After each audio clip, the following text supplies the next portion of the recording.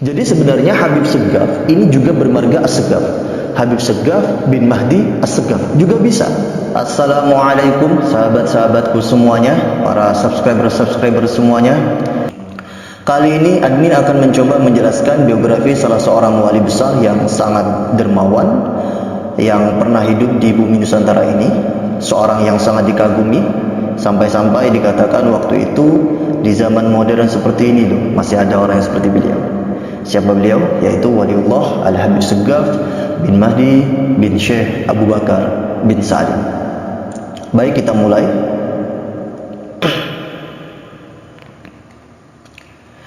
Dalam video kali ini kami akan menjelaskan pertama yaitu kelahiran daripada Habib Segaf, kemudian yang kedua profil singkat daripada Habib Mahdi, kemudian yang ketiga profil singkat daripada Syarifah Balqis Al-Idrus, kemudian yang keempat profil singkat daripada Syekh Abu Bakar bin Salim, yang kelima yaitu pendidikan daripada Habib Segaf, kemudian yang keenam profil singkat guru-guru besar Habib Segaf, yang ketujuh yaitu beliau mendirikan pesantren, yang kedelapan yaitu karya peninggalan Habib Segaf, dan yang kesembilan wafatnya Habib Segaf.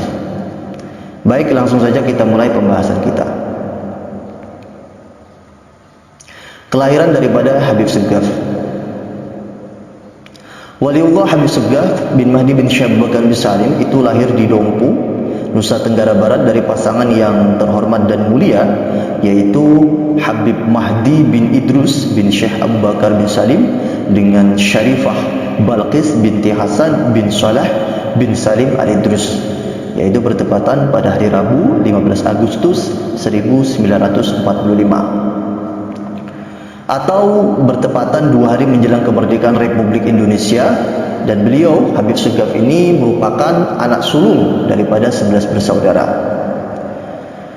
Adapun BSA di belakang nama beliau itu adalah singkatan daripada bin Syekh Abu Bakar. Berikut adalah nasab daripada Habib Segaf, yaitu Sayyidina Syekh Al-Habib Segaf bin Habib Mahdi bin Habib Idrus bin Habib Muhammad bin Habib Idrus bin Habib Umar bin Habib Idrus bin Habib Muhammad bin Habib Ahmad bin Habib Hussein bin Syekh Al-Fakhr Wujud Abu Bakar. Atau beliau ini Habib Segaf merupakan cucu Rasulullah yang ke-36 atau cucu Syekh Abu Bakar bin Salim yang ke-11.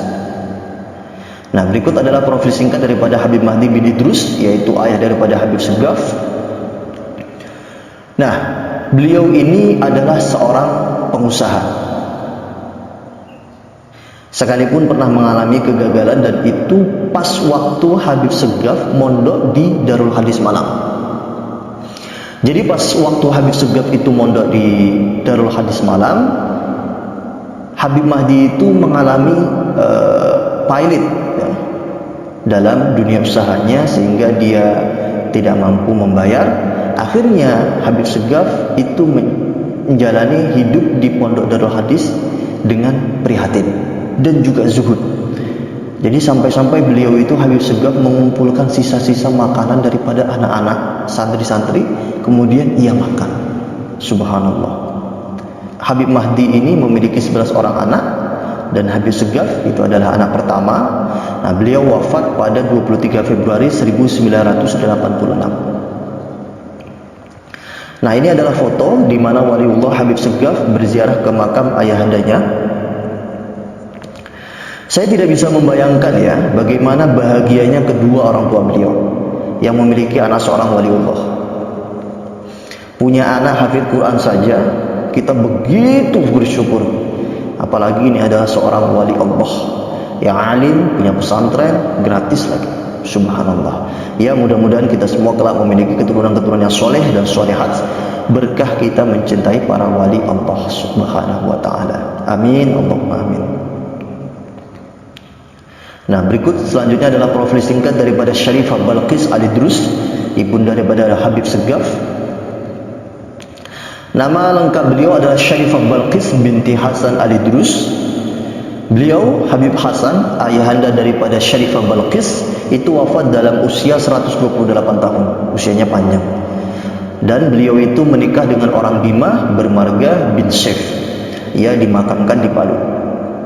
Syarifah Balqis wafat pada 1 Mei 2016 Masehi. Di foto ini admin merasa terkagum ya dengan akhlak daripada Habib Segaf. Di mana-mana Habib Segaf itu selalu memakai imamah. Namun bersanding dengan ibundanya, beliau tidak memakai imamah. Ini menunjukkan ketinggian adab dan akhlak daripada Waliullah Habib Segaf bin Mahdi bin Syekh Abu Bakar bin Salim. Beliau tahu beliau berada di samping siapa, yaitu ibundanya. Subhanallah. Semoga kita bisa meneladani beliau ya. Amin. Allahumma amin. Nah, ini adalah makbarah daripada ibunda Waliullah Habib Segaf, yaitu Syarifah Balqis. Nah, di foto ini tidak seperti foto ayahandanya yang di Malang. Subhanallah. Di mana di situ ada abah ketika berziarah ke makam ayahandanya. Karena Waliullah Habib Segaf itu telah wafat mendahului ibundanya, yaitu pada tahun 2010. Sedangkan ibundanya itu baru meninggal pada tahun 2016. Jadi ada jarak sekitar 6 tahun.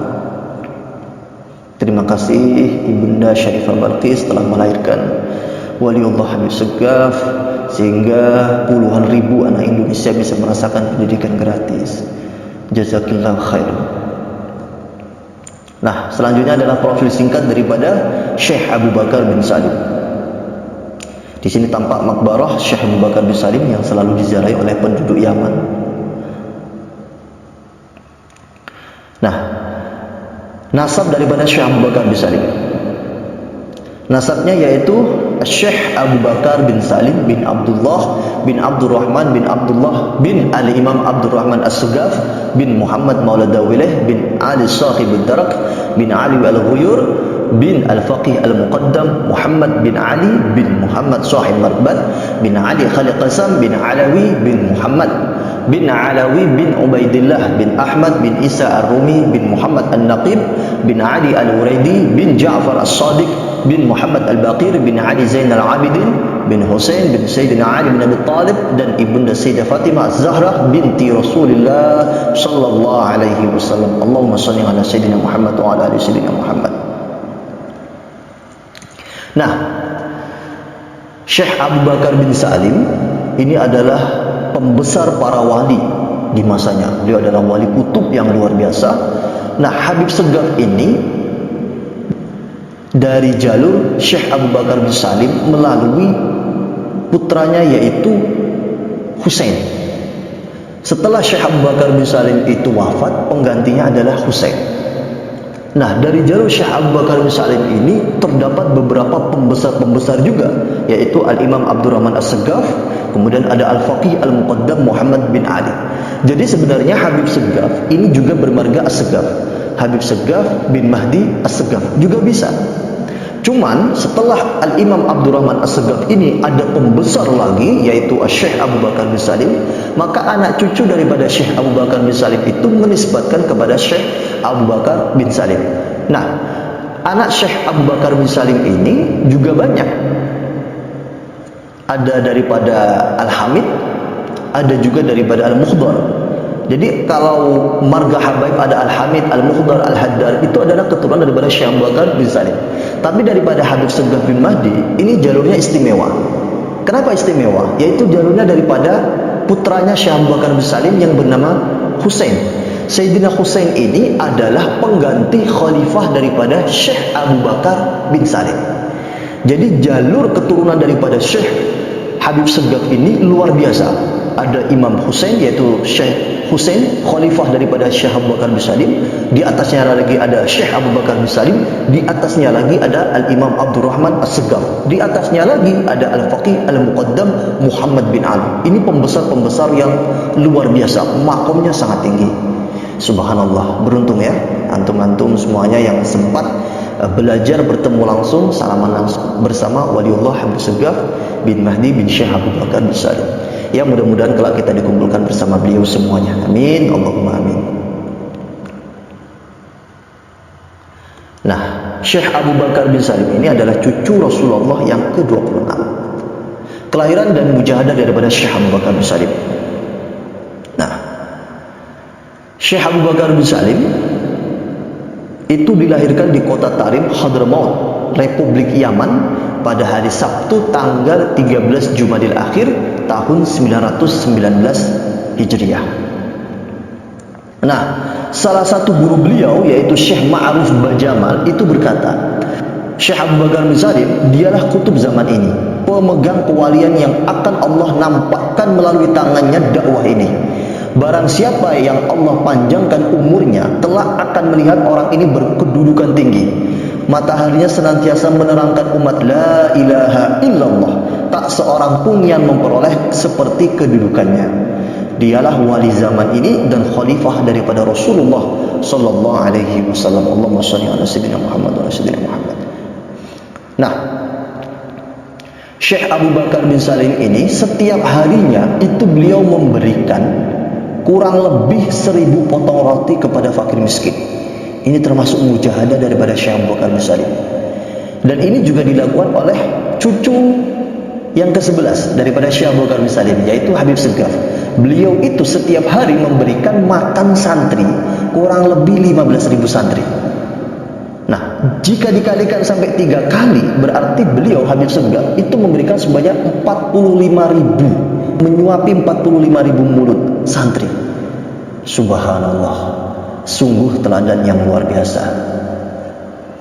Nah, selain itu mujahadah Syekh Abu Bakar bin Salim yaitu menghatamkan kitab Ihya Ulumuddin karya Imam Al-Ghazali sebanyak 40 kali. Subhanallah. Selanjutnya, selama 40 tahun beliau sholat subuh dengan wudhu sholat isya. Ini gimana rasanya ya? Subhanallah. Berarti selama 40 tahun Syekh Abu Bakar bin Salim itu tidak tidur malam. Karena di sini disebutkan bahwasanya Syekh Abu Bakar bin Salim itu melakukan mujahadah sampai-sampai sholat subuh dengan wudhu sholat isya, dan itu dilakukan bukan seminggu atau 2 minggu, bukan, tapi 40 tahun. Masya Allah. Nah, selanjutnya mujahadahnya yaitu mengisi tempat wudhu bagi para peziarah itu selama 40 tahun, dan itu dengan berjalan kaki. Masya Allah. Selanjutnya berziarah ke makam Nabi Allah Hud alaihissalam sebanyak 40 kali dalam hidupnya. Ini mujahadah daripada Syekh Abu Bakar bin Salim. Pantas kalau beliau itu mendapatkan kedudukan makom yang sangat tinggi di sisi Allah Subhanahu wa taala, karena begitu luar biasa mujahadahnya beliau.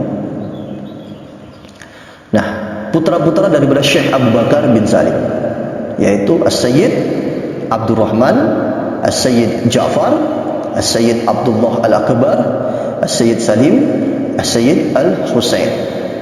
Nah, ini tadi sedikit admin sudah bercerita bahwasanya selang beberapa waktu setelah wafatnya Syekh Abu Bakar bin Salim itu berkumpul anak-anak Syekh Abu Bakar bin Salim untuk mencari dan memilih siapa di antara mereka yang akan menjadi khalifah atau pengganti daripada Syekh Abu Bakar bin Salim, ayah mereka. Nah, mereka berkumpul di suatu syaib, dan barang siapa mendapatkan tanda dari Allah Subhanahu wa taala maka dialah yang dipilih sebagai khalifah. Ternyata yang mendapatkan tanda adalah Sayyidina Husain bin Syekh Abu Bakar, yang mendapatkan langsung satu bejana yang berisi air turun dari langit. Maka anak-anak Syekh Abu Bakar bin Salim pun itu meminum daripada bejana tersebut, dan mereka berkata kepada Sayyidina Husain, engkaulah yang berhak menjadi khalifah atau pengganti daripada ayahanda Syekh Abu Bakar bin Salim. Subhanallah. Selanjutnya yaitu As-Sayyid Al-Hamid yang menurunkan marga Al-Hamid, seperti Al-Habib Soleh Tanggul itu melalui jalur daripada putra Syekh Abu Bakar bin Salim yang bernama Al-Hamid.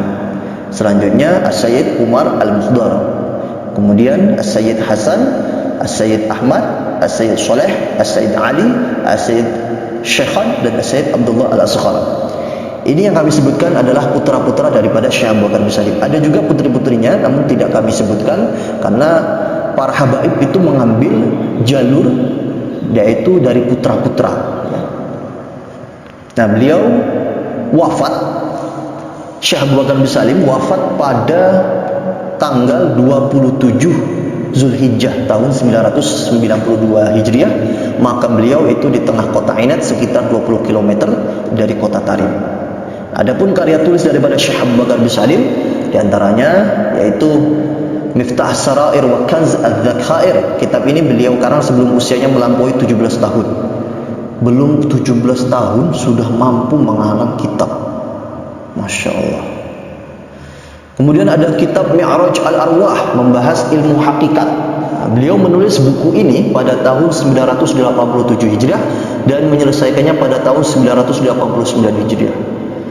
Selanjutnya ada Fathul Bab Al-Mawahib yang juga mendiskusikan masalah-masalah ilmu hakikat. Ini beliau memang sudah ahlinya. Jadi bukan teori beliau menulis kitab itu. Jadi memang sudah beliau mendalami lautan hakikat. Kemudian beliau menulis kitabnya. Dia memulainya di bulan Syawal tahun 991 Hijriah dan dirampungkan dalam tahun yang sama tanggal 9 bulan Dzulhijjah. Subhanallah. Nah, adapun pendidikan Habib Segaf itu ada di dalam negeri, yaitu Pondok Pesantren Darul Hadis di Malang selama 12 tahun. Kemudian yang di luar negeri belajar pertama di Bahrain, kemudian di Irak berguru kepada Syekh Nadimul As selama 9 bulan. Kemudian di Aljazair berguru kepada Syekh Balqaid Aljazairi Al-Hasani selama 6 bulan. Kemudian Mekah berguru kepada Syekh Ahmad As-Segaf. Dari semua guru-guru beliau ada beberapa guru yang memang tidak disebutkan oleh beliau. Itu karena demi menjaga adab dan akhlak Waliullah Habib Segaf kepada gurunya. Karena memang guru yang di Bahrain itu tidak seperti biasanya, sehingga beliau mungkin tidak menyebutkan sebagai bentuk adab kepada gurunya tersebut. Sedangkan di Irak, Aljazair, di Mekah beliau sebutkan. Karena memang mendidiknya itu lazim sebagaimana guru yang lainnya. Nah, di Pondok Pesantren Darul Hadis Malang, Jawa Timur. Nah, itu dilansir dari berbagai dokumentasi video serta kesaksian daripada murid-muridnya. Waliullah Habib Segaf bin Madi bin Syabagan bin Salim, atau yang dikenal dengan panggilan Aba, itu mulai menempuh pendidikannya itu di Dompu, yang dimulai dari pendidikan sekolah umum sampai tingkat SMP. Selama masa tersebut, Waliullah Habib Segaf terkenal sebagai anak yang cerdas. Ia banyak menguasai ilmu pasti, atau sekarang dikenal dengan ilmu matematika. Nah, menghafal pelajaran ilmu alam dan disiplin ilmu sekolah umum lainnya. Namun di balik kecerdasannya hal tersebut, ia dikenal sebagai anak yang nakal yang membuat ayahnya itu bingung. Namun ibunya selalu berkata, "Ya Allah, kasih hidayah kepada anak saya." Nah, awal mula masuk di pesantren, Habib Segaf muda itu tidak betah, sehingga ingin kabur. Namun ketika ingin kabur, ia berpapasan dengan orang Jawa. Dan ia mendapatkan nasihat, ojo mulai, yang artinya jangan pulang. Selain tidak betah, Habib Segaf muda ketika mundur juga belum bisa mengaji, karena selama ini ia hanya belajar pelajaran umum. Alkisah suatu ketika Habib Segaf muda itu merasakan sakit kepala yang luar biasa ketika mengaji sama gurunya Waliullah Al-Habib Abdul Qadir bin Ahmad bin Faqih. Gurunya heran seraya bertitah, "Kamu sudah besar begini masih belum bisa mengaji?" Sambil memutar telinganya ketika itu. Seketika sakit kepala Habib Segaf itu hilang, yang membuat dirinya itu semakin yakin dengan gurunya. Nah, Habib Segaf muda itu menempuh pendidikan di pesantren Darul Hadis Malang itu selama 12 tahun. Menariknya, ia duduk di bangku sekolah itu 2 tahun 8 bulan. Langsung disuruh menjadi guru di pesantrennya. Nah, ia duduk di madrasah ibtidaiyah atau setara SD itu hanya 6 bulan. Semua materi pelajarannya berbahasa Arab. Lalu dinaikkan kelas 2, lalu 6 bulan dinaikkan lagi kelas 3, 2 hari dinaikkan lagi kelas 5 tanpa melewati kelas 4, 2 hari kemudian dinaikkan lagi kelas 6. Sehingga itu menimbulkan protes daripada santri-santri Darul Hadis Malang, karena di pondok bayar, sudah duduk di kelas 6, gurunya menguji, tidak ada yang bisa menjawab, hanya dirinya yang bisa menjawab. Dinaikkan lagi kelas 1 sanawiyah, diprotes lagi sama santri-santrinya, sehingga gurunya bertitah, "Tidak usah kau belajar, kau baca saja kitab sama saya." Nah, 12 tahun ia membaca kitab sehingga ia menguasai berbagai macam kitab yang menjadi rujukan Ahlus Sunnah wal Jamaah. Nah, Waliullah Habib Segaf bertitah selama ia mondok tidak pernah ia menghabiskan waktunya untuk mengobrol, selalu ia habiskan untuk memutolaah kitab. Bahkan ia tidak sungkan-sungkan bertanya kepada siapapun jika ia menemukan kesusahan dalam memahami suatu pelajaran. sehingga ia mengaku bahwa ia memiliki banyak guru karena sikap rendah hatinya tersebut.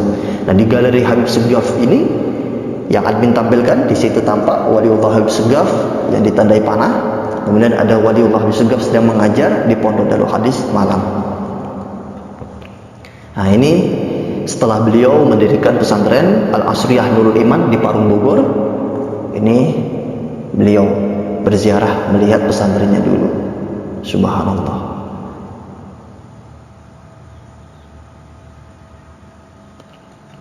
Selanjutnya kita akan sedikit membahas untuk lebih mengenal guru pertama daripada Waliullah Habib Segaf, yaitu Al-Habib Abdul Qadir bin Ahmad bin Faqih. Usahakan jangan di skip ya, supaya bisa memperoleh kesimpulan secara utuh video ini. Nah, Habib Abdul Qadir bin Ahmad bin Faqih itu dilahirkan di kota Tarim, Hadramaut pada hari Selasa 15 Syawal 1316 Hijriah atau sekitar tahun 1896 Masehi. Nah, singkat ceritanya begini.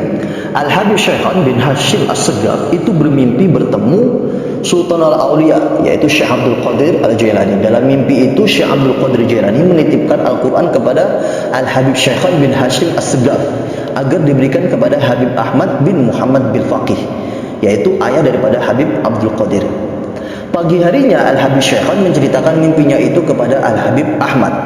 Al-Habib Ahmad kemudian berkata, "Alhamdulillah, tadi malam aku dianugerahi oleh Allah Subhanahu wa taala seorang bayi laki-laki, dan itulah isyarat takwil mimpimu bertemu Syekh Abdul Qadir Al-Jailani dan menitipkan Al-Quran agar disampaikan kepadaku, maka putraku ini akan kuberi nama Abdul Qadir dengan harapan Allah akan memberikan ilmu, makom dan kewaliannya sebagaimana Syekh Abdul Qadir Al-Jailani." Nah, pada akhir tahun 1338 Hijriah atau sekitar tahun 1919 Masehi, Habib Abdul Qadir itu tiba di Indonesia. Nah, pertama kali itu beliau tinggal di kota Surabaya, dan di tahun itu pula beliau diangkat sebagai kepala Madrasah Al-Khairiyah Surabaya. Setelah menetap beberapa tahun di kota Surabaya, beliau pindah menuju kota Solo. Nah, pada 12 Februari 1945 Masehi, beliau mendirikan pondok pesantren Darul Hadis Al-Faqihiyah. Nah, keistimewaan daripada Habib Abdul Qadir bin Ahmad bin Faqih adalah sangat mumpuni dan ahli dalam ilmu alat seperti nahwu, sorof, mantik, ilmu kalam, serta ma'ani, bayan dan badi'. Nah, dalam bidang hadis itu penguasanya adalah bidang riwayat maupun dirayah. Beliau itu hafal ribuan hadis beserta sanad riwayat hadis yang terus bersambung hingga kepada Rasulullah SAW. Allahumma shalli ala sayyidina Muhammad wa ala ali sayyidina Muhammad. Nah, ini bisa diperolehnya melalui saling tukar-menukar isnad riwayatan hadis. Salah satunya dengan Sayyid Alawi bin Abbas Al-Maliki Al-Hasani, yaitu saat Habib Abdul Qadir bin Ahmad bin Faqih berkunjung ke Mekah. Nah, berkat penguasaannya dalam bidang hadis serta memiliki ribuan sanad yang bersambung kepada Rasulullah, maka Habib Abdul Qadir bin Ahmad bin Faqih itu menyandang gelar Al-Muhaddis Al-Musnid. Kalau tahun sekarang kita ini adalah yang menyandang Al-Muhaddis Al-Musnid, yaitu Al-Habib Umar bin Hafid. Nah, Habib Abdul Qadir bin Ahmad bin Faqih itu wafat pada 12 Jumadil Akhir 1382 Hijrah bertepatan dengan 19 November 1962 Masehi dalam usia 62 tahun. Nah, pada detik-detik menjelang beliau wafat itu beliau mengatakan kepada putranya, yaitu Habib Abdullah, "Lihatlah wahai anakku, ini kakekmu Muhammad SAW dan ibumu Sayyidatuna Fatimah Az-Zahra telah datang untuk menjemputku." Beliau memiliki dua putra, yang pertama Habib Ahmad wafat di Lombok, dan yang kedua Habib Abdullah yang makamnya bersandingan dengan makam ayahnya. Ribuan muslimin itu berdatangan untuk menyampaikan penghormatan terakhir kepada sang permata ilmu ini. Nah, setelah disolatkan di Masjid Jami, beliau dimakamkan di pemakaman umum Kasim, Malang, Jawa Timur dengan diiringi ribuan kaum muslimin. Selanjutnya yaitu profil daripada Al-Qutub Profesor Habib Abdullah bin Faqih. Nah, ketika menunaikan ibadah haji, Habib Abdul Qadir bin Faqih itu berziarah ke makam Rasulullah SAW di kompleks Masjid Nabawi Madinah. Di sana ia memanjatkan doa kepada Allah Subhanahu wa taala agar dikaruniai putra yang kelak tumbuh sebagai ulama besar dan menjadi seorang ahli hadis. Beberapa bulan kemudian doa itu dikabulkan oleh Allah Subhanahu wa taala. Maka pada 1935 Masehi lahirlah seorang putra buah pernikahan Habib Abdul Qadir dengan Syarifah Ummi Hani binti Abdullah bin Aqil yang kemudian diberi nama Abdullah. Nah, beliau ini hafal Sahihul Bukhari dan Muslim, Sunan Abu Dawud, Sunan Tirmizi, Musnad Syafi'i, Musnad Imam Ahmad, Muwatta Imam Malik, An-Nawadirun Imam Hakim, Al-Ma'ajim At-Tabrani. Masya Allah, subhanallah. Selain dikenal sebagai ahli hadis, Habib Abdullah juga memperdalam tasawuf dan fikih, juga langsung dari ayahandanya. Dalam ilmu fikih, ia mempelajari kitab fikih 4 madhab. Madhab Hanafi, Maliki, Syafi'i, Hambali, semua beliau kuasainya. Subhanallah. Ia Habib Abdullah wafat pada hari Sabtu 24 Jumadil Awal 1411 Hijriah atau 30 November 1991 Masehi dalam usia 56 tahun.